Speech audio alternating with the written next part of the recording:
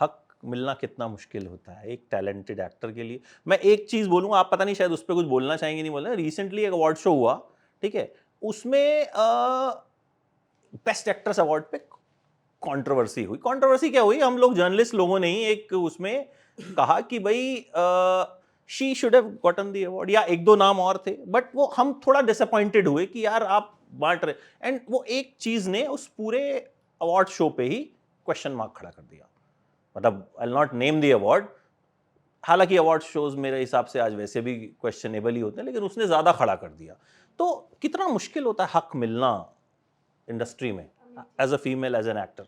मेरे लिए ये दो अलग सवाल है, क्योंकि मैंने अपनी क्षमता अवार्ड फंक्शंस के ज़रिए नापना या भांपना बंद कर दिया है।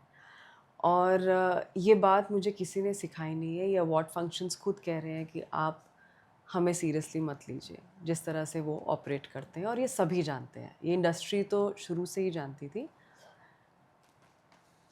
ऑडियंस अब इस बात को मानने लगी है। ऑडियंस ज़्यादा शायद इस बारे में अब बात या सवाल उठाती है, जैसे आप कह रहे हैं।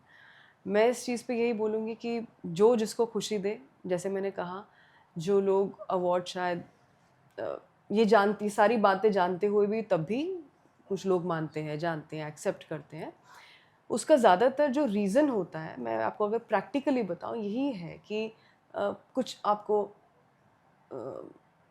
Brands, endorsements, engagement, to be in the limelight, ये कुछ कुछ ब्रांड्स को फ़र्क पड़ता होगा, तो इट हैपेंस।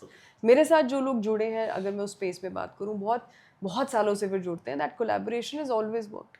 पर अगर आप वाकई ही हुनर को अवार्ड की देने की अगर बात करते हैं, तो हम उनको सीरियसली नहीं ले सकते। वो फिर हमारी क्रिएटिविटी और जिस जिस जिस लिटरली हम सरस्वती की अगर हम उनकी यहाँ बात कर रहे हैं, तो वो एक एक सेंटेंस में वो फिट नहीं बैठता। तो आप अवार्ड शोज को एक इवेंट, एक स्पॉन्सर्ड इवेंट की तरह ही लें, और अपना अपना सक्सेस या अपनी अच्छाई उसके ज़रिए नापना मैं तो नहीं करती। मेरे लिए ऑडियंस, जनता, आप जैसे जर्नलिस्ट ही बहुत बड़ा रिवॉर्ड है कि कोई बात नहीं, ऐसा नहीं होता तो उसके बिना क्या आप सर्वाइव कर सकते हैं, क्या आप सस्टेन कर सकते हैं, क्या उसके बिना आप अपनी पहचान बना सकते हैं?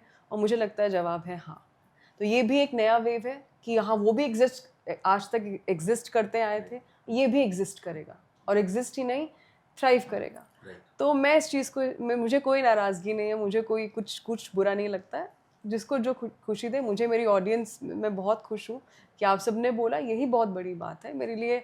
और काम अच्छा मिलता रहे, अच्छे रोल्स मिलते रहें, अच्छी फिल्में बने, ऑडियंस भी खुश, हम जैसे लोग भी खुश। और मैं ही नहीं, मुझ जैसे और भी बहुत आर्टिस्ट हैं जो इस तरह से, जो मैं कह रही हूँ उससे